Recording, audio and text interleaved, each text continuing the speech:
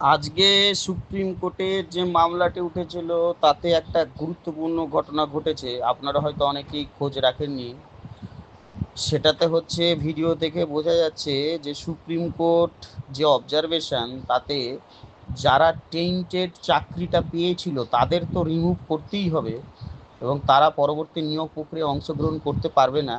কিন্তু সিবিআই লিস্টে দেখা গেছিল যে অনেকের ওএমআর ম্যানিপুলেশন হয়েছে কিন্তু তারা চাকরিতে নিযুক্ত হয়নি।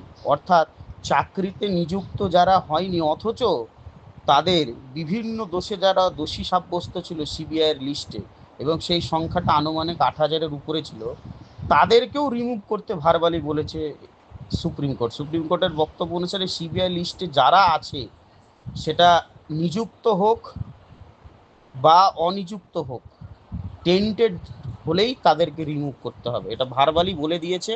এটা কিন্তু একটা নতুন মোড় নিল কেসটাতে।